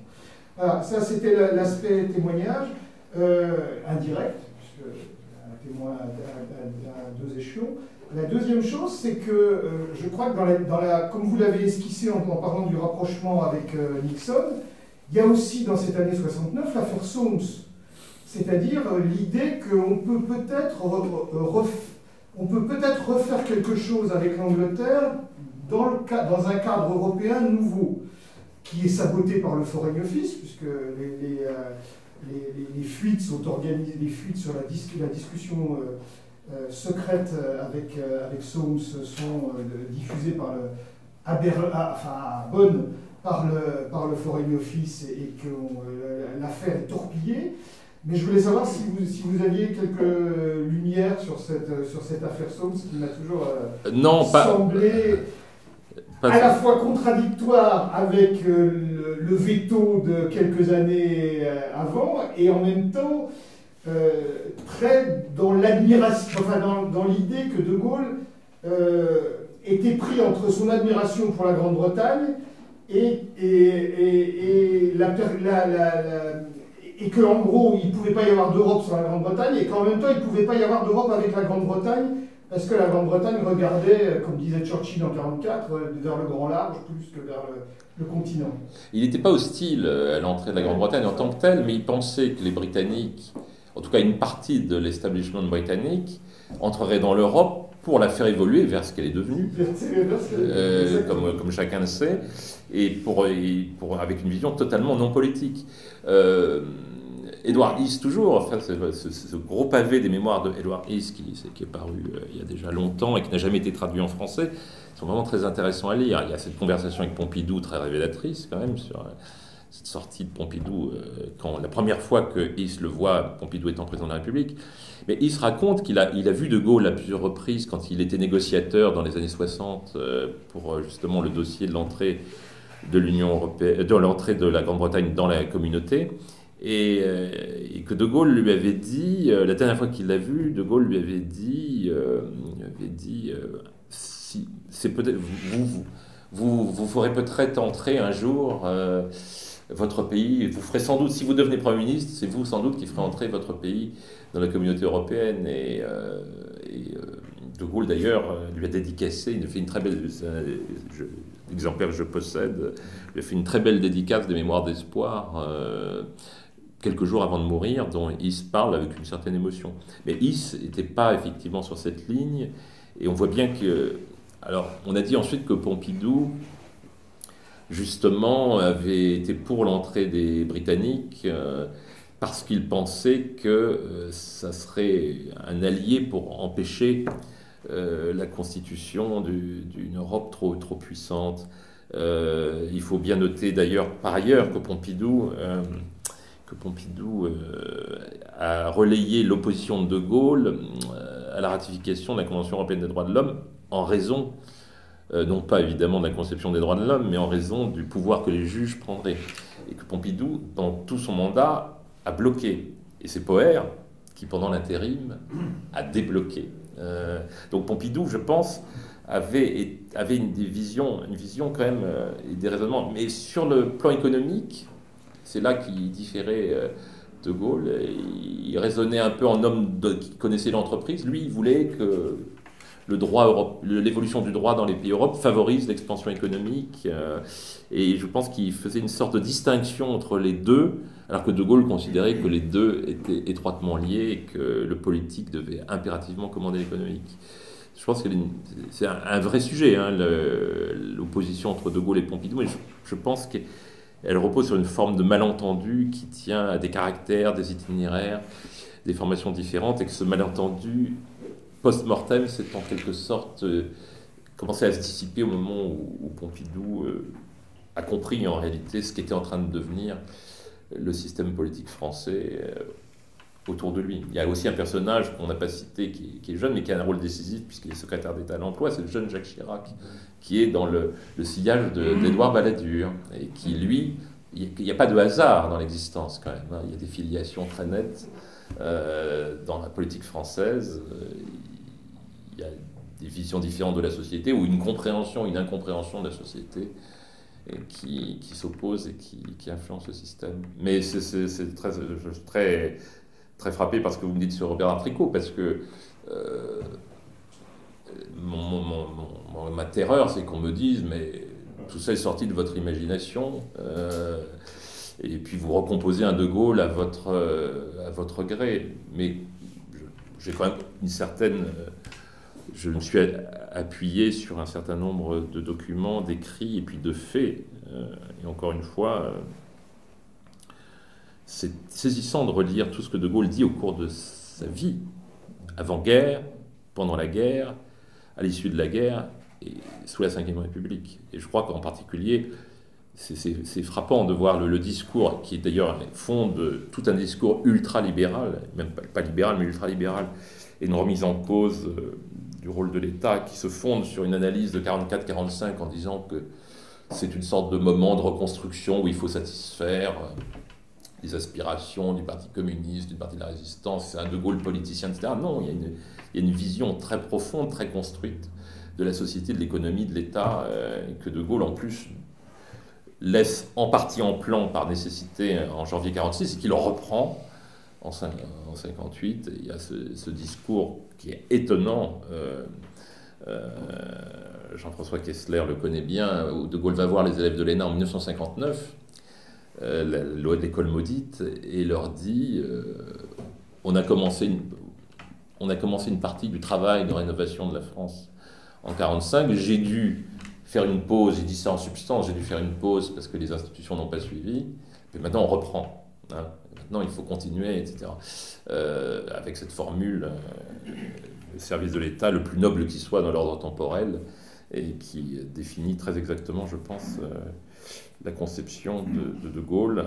Je dis ça parce qu'il y a aussi une relecture aujourd'hui des gens qui viennent expliquer. Alors François Fillon avait esquissé ce discours, que De Gaulle libéral du plan Rueff, De Gaulle début des années 60, la notion de libéralisme n'a pas de sens. Il y a une forme d'orthodoxie financière chez De Gaulle, mais qui s'inscrit dans une vision des institutions, et qu'il ne faut pas décrocher complètement de ça. Et je pense que s'il fallait parler d'un certain libéralisme gaullien, c'est plutôt un libéralisme d'État, qui est d'ailleurs l'expression de la façon dont il a repris le plan Rueff à sa manière, pas totalement, mais à sa manière, et qu'on retrouve d'ailleurs dans les écrits de Jacques Rueff. Voilà. Oui, votre thèse est convaincante, d'autant plus qu'elle est corroborée par un témoin important, mais la question qui vient à l'esprit, donc De Gaulle, selon vous, n'a pas orchestré un suicide grandiose, vous avez parlé de Shakespeare, la question qui vient quand même à l'esprit, c'est est-ce qu'il a vraiment mesuré, est-ce qu'il n'a pas pris, vous avez parlé de l'expression prise de risque, est-ce qu'il n'a pas pris des risques, peut-être beaucoup plus, malgré les apparences, qu'en 1940. Bon, en 1940, il risquait évidemment tout, mais en même temps, ça reposait sur une analyse rationnelle des rapports de force. Il y avait la prévision qui était vérifiée que la guerre allait s'inverser un jour. Là, vous avez cité Guichard et je crois Jeannet qui l'avaient mis en garde contre, vous avez même dit vous-même qu'il avait chargé trop la barque. Est-ce qu'il n'a pas délibérément, c'est un peu la question que je voudrais poser, est-ce qu'il n'a pas délibérément chargé cette barque pour passer en force, jouer un peu peut-être à Kitoutou ou au poker au maximum? Et est-ce que là, il n'y avait pas quand même implicitement l'idée que, bon, c'est vrai qu'il avait peu de temps, mais qu'en chargeant la barque à ce point, il prenait quand même un risque important, y compris celui de tout perdre? Alors, pour reprendre ce que disait Bertrand à propos du rapport au temps, effectivement, il y a le temps dans le côté fugitif de l'existence humaine, individuelle. Donc De Gaulle, je pense que c'est ça. Vraiment, il a peu de temps. C'est sa 4e vie, pour reprendre l'expression. Il a peu de temps, donc il veut passer en force. Et il a eu des raisons de penser que ça aurait pu marcher. Et je pense que sur le deuxième aspect, il y a quelque chose qui est très frappant. C'est une lettre qu'il écrit à Michel Debré, après l'échec du référendum, et où il le dit d'ailleurs à d'autres, il y a d'autres lettres du même genre, mais la lettre à Debré a plus évidemment de résonance. Il dit, bon, c'est vrai, tout cela est triste, on va avoir quelques années de grande médiocrité, mais au total de tout cela, il sortira quelque chose de positif. Parce que des choses ont été dites, formulées, etc. Et quand on voit aujourd'hui quand même ce qui se passe, quels sont les symptômes profonds de la crise française? C'est d'abord une crise du capitalisme, qui n'est pas seulement française, mais qui est particulièrement aiguë en France, et puis une crise territoriale.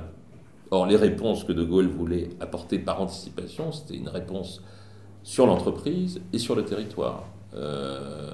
C'était une réforme territoriale, avec cette idée que, justement, chez De Gaulle, il ne doit pas y avoir de France périphérique, y compris au sens non territorial, dit-il, de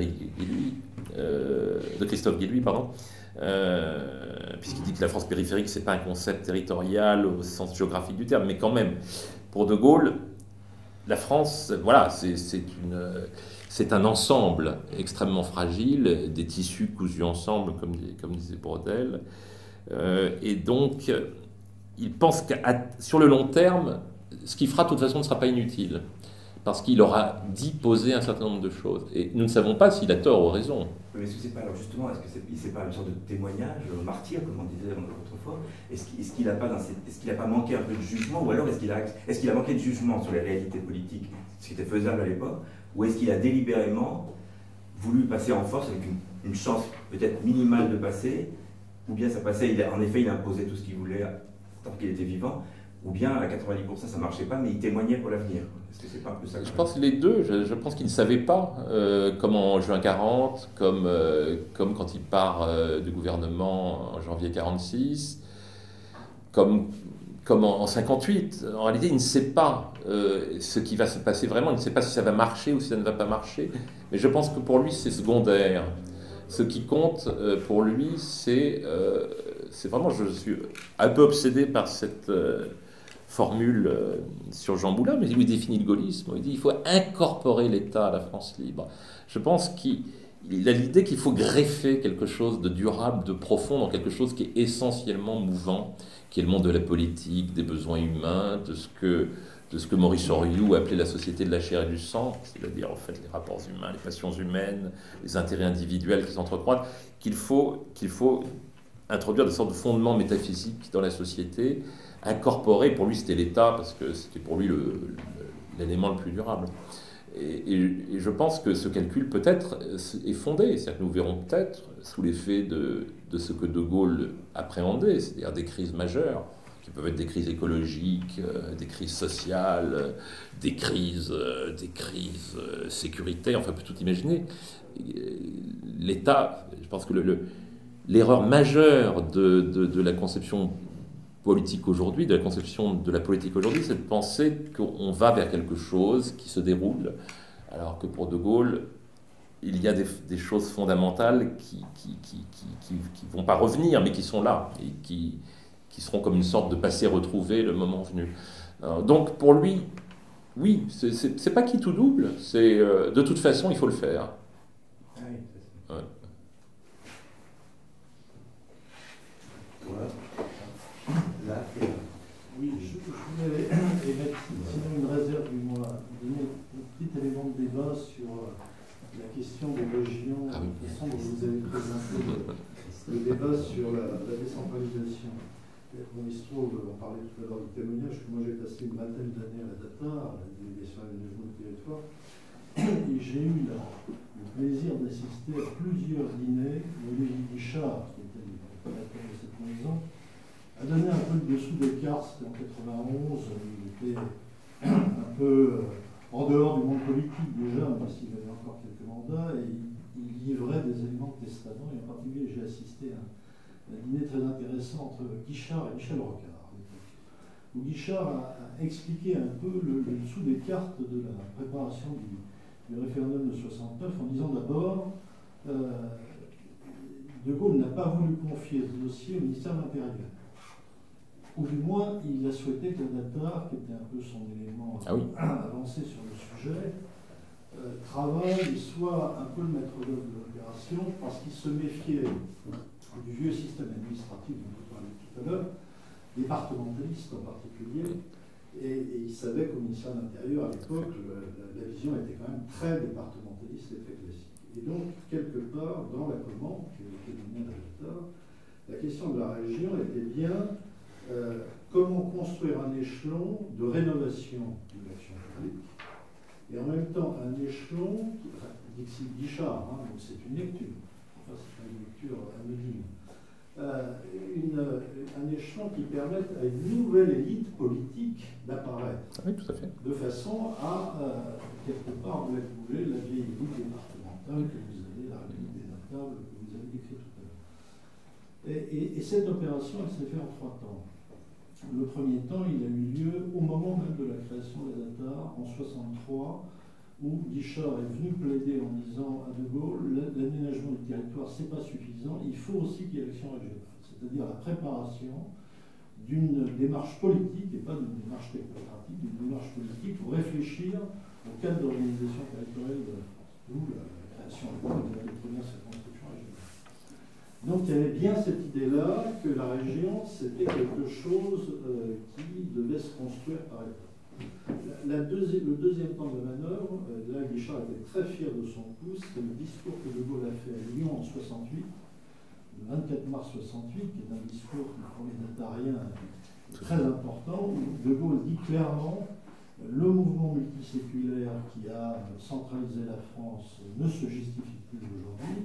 Il faut donner le pouvoir maintenant à ce qu'il appelle l'expression régionale, les forces régionales, les forces libres. Donc on était bien dans un système qui contestait quelque part l'ancien système centralisé. Et puis le troisième temps de la manœuvre, qui a été une vraie bagarre, semble-t-il, entre les partisans du débat, c'est quand le texte du référendum a été préparé, puisque à Matignon, un certain nombre de gens étaient tout à fait défavorables à l'idée de donner à la région un rôle de collectivité territoriale au sens de la décentralisation. Il souhaitait qu'on reste dans la circonscription régionale administrative, voire qu'on crée un établissement public régional, mais il n'était pas question de faire de la région une collectivité territoriale. Alors c'est bien ce qui était dans le texte. La région était une collectivité territoriale dans le référendum de 69.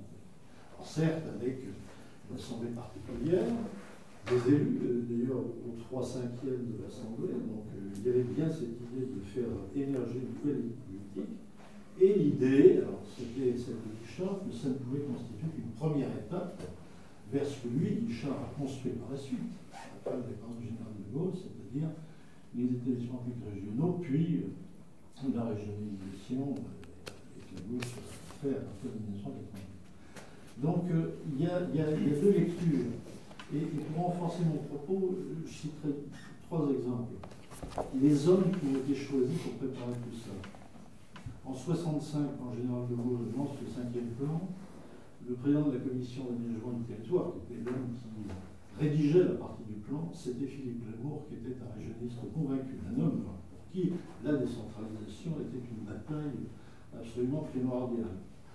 L'homme qui a été un des rédacteurs des rapports du plan, c'était Jean-François Gravier, que vous connaissez bien dans ses premiers ans, qui lui aussi était un régionaliste absolument convaincu.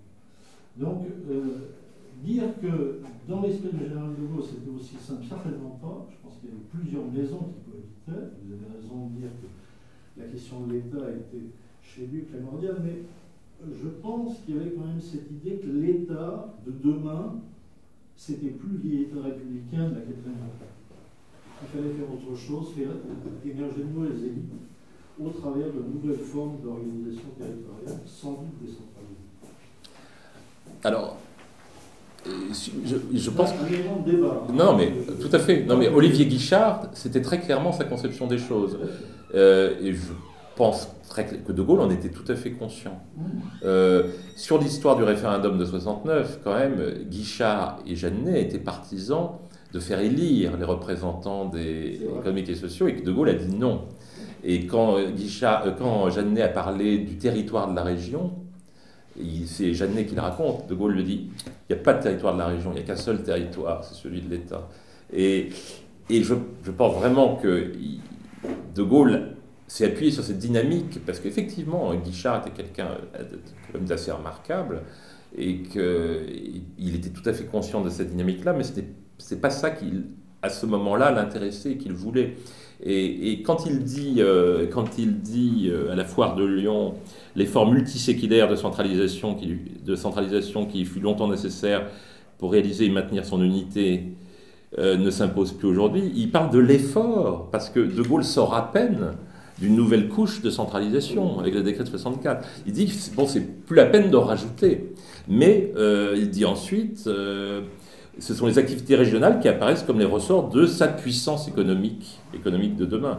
Et honnêtement, je pense qu'effectivement, toute la machine très technocratique, qui n'était pas effectivement le ministère de l'Intérieur, même s'il était associé bien sûr, mais qui était une administration ad hoc, et qu'effectivement cette aventure assez extraordinaire de la data, pour De Gaulle, c'était un instrument de modernisation qui, chez ceux qui étaient ses lieutenants, devait déboucher un jour sur quelque chose quelque chose qui ressemble vraiment, pas à la décentralisation de Mitterrand, mais à quelque chose.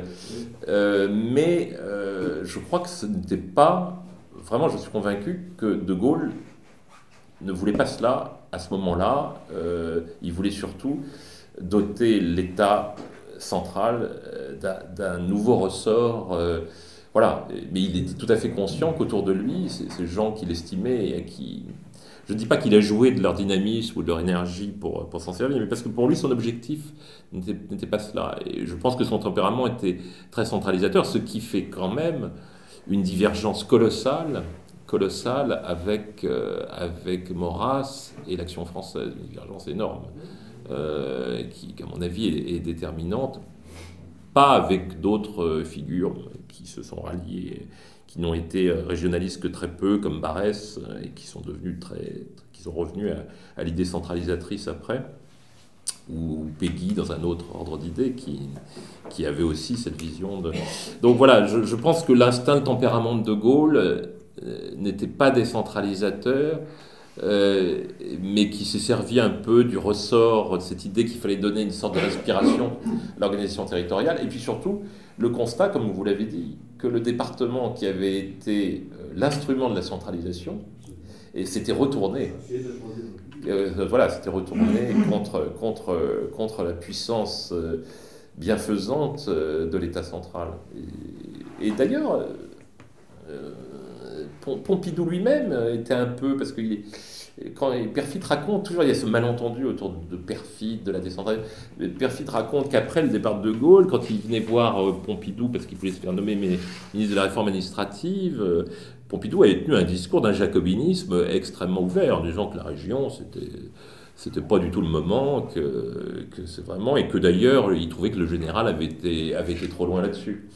Mais je me suis livré un travail de décortiquage quand même, et Jeannet lui-même dit que De Gaulle, voilà, Jeannet, surtout Guichard, mais Guichard c'est un personnage central. Il y a eu, c'était publié d'ailleurs par la Fondation De Gaulle, un colloque très très intéressant sur Guichard est une personnalité très intéressante parce qu'on voit, et puis on voit Guichard quand même qui passe dans un autre système, tout en restant quand même marqué par ses convictions des jeunes années. Enfin, c'est un personnage assez attachant et étonnant.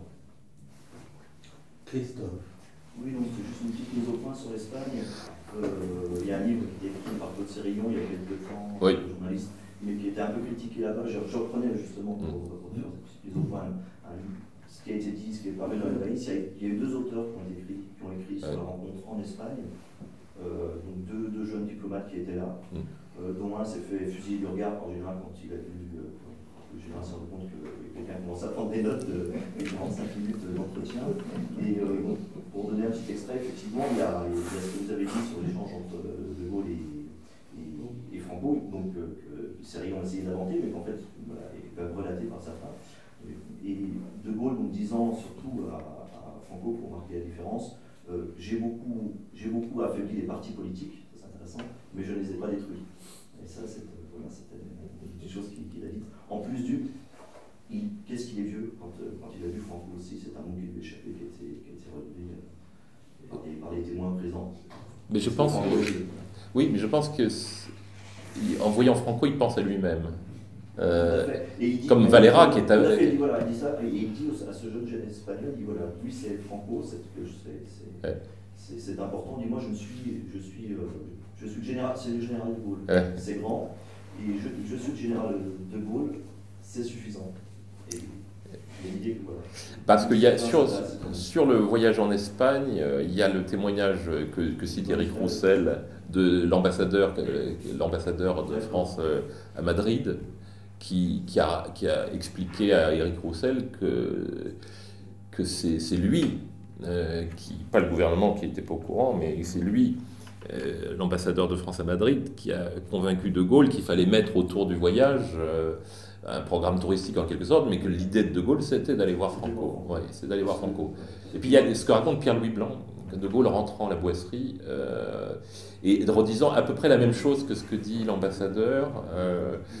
Voilà, et qui lui disant qu'il l'a trouvé effectivement pas en très bon état, mais pas du tout gâteux, et ayant une vision. Et puis il lui a redit ce qu'il lui a écrit. Il y a des courriers étonnants que De Gaulle lui écrit, notamment parce De Gaulle a été très frappé par la lettre que lui a écrite, Franco après son départ du pouvoir. Et De Gaulle lui écrit une lettre, enfin, que je cite, disant en substance vous êtes l'homme qui a maintenu l'unité de l'Espagne, etc., etc. Une lettre, alors que la plupart des lettres que De Gaulle écrivait en remerciement au courrier. Donc et puis Imone de Valera, qui est quand même pas une figure, c'est pas le général Franco, mais enfin c'est pas non plus le modèle absolu du démocrate moderne.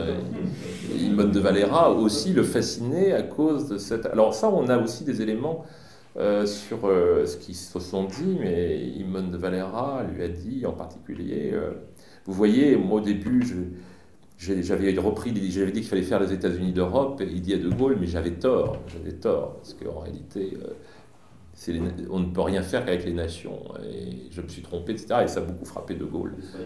Voilà. Donc, voilà, donc c'est assez étonnant, et je pense qu'il faut, comme le dit Domnac, il faut décrocher ça de tout. Oui, j'ai pas voulu lire, je vous cache pas que j'ai pas voulu lire le livre de Sérillon.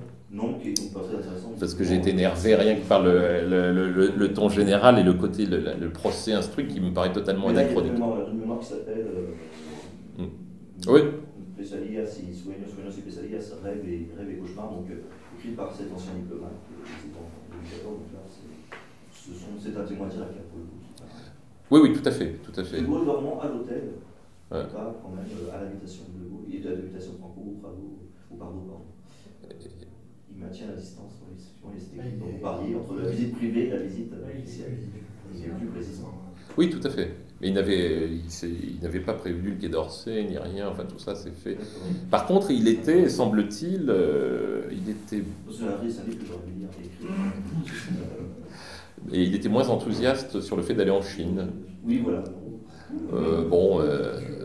C'est ça, l'Irlande et l'Espagne, c'était son initiative. Je pense même que c'est dans l'hypothèse où il perdrait le référendum qu'il avait nommé Emmanuel d'Harcourt ambassadeur en Irlande quelques semaines plus tôt, parce que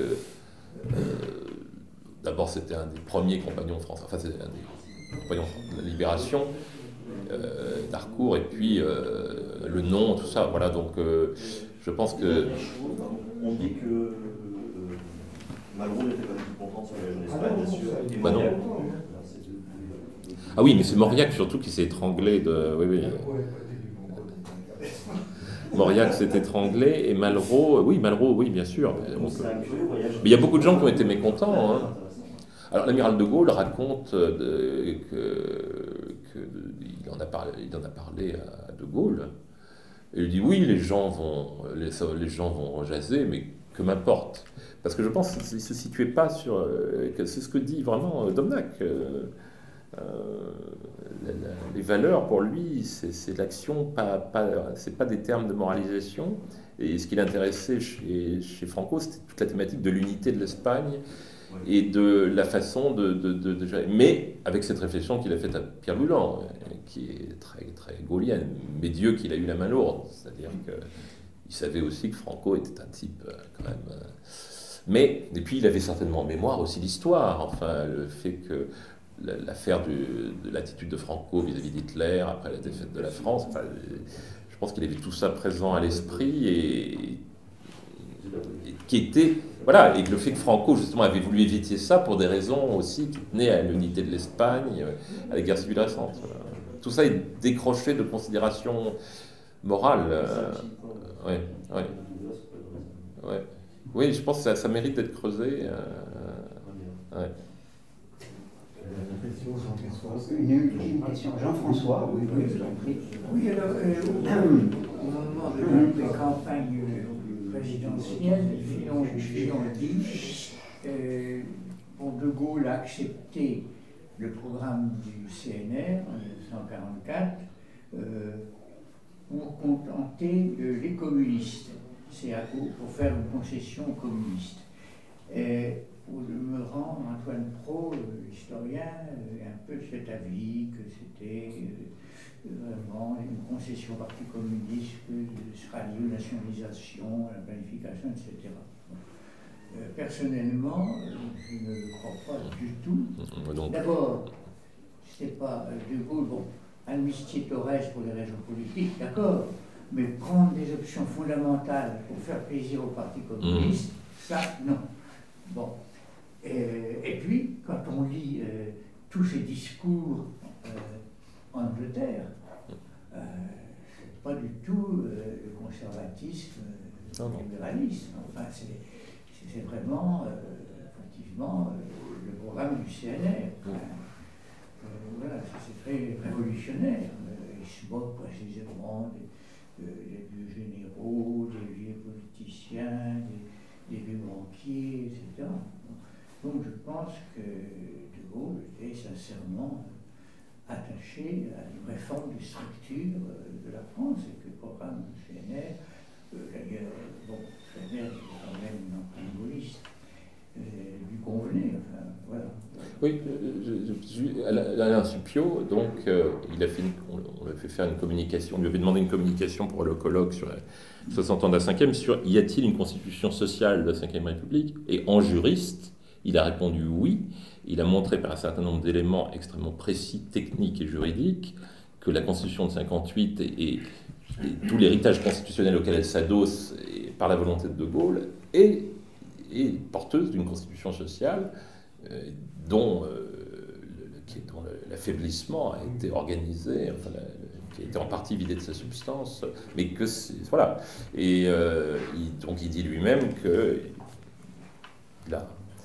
le garçon de 20 ans qu'il était en 68 redécouvre De Gaulle aujourd'hui, qui n'avait pas du tout vu à l'époque qu'il y avait cette volonté extrêmement tenace et profonde il a fait un texte qui sera publié bientôt et qui est assez saisissant de ce point de vue-là. Et c'est vraiment un juriste, c'est-à-dire c'est pas quelqu'un qui brode sur... Chers amis, il faut que nous nous arrêtions en remerciant Arnaud.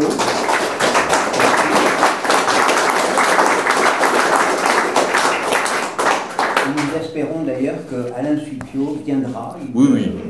Il nous l'a dit. Oui, il m'a confirmé plutôt à l'automne. Ce colloque, dès que ce sera possible, nous recevrons Alain Supiot, que nous attendons depuis des années. On reprend ces réunions le 8 mai avec deux invités, Éric Anceau, professeur d'histoire, Henri Temple, son collègue, qui nous présenteront leur livre sur la nation. Donc 8 mai, ici, 20h.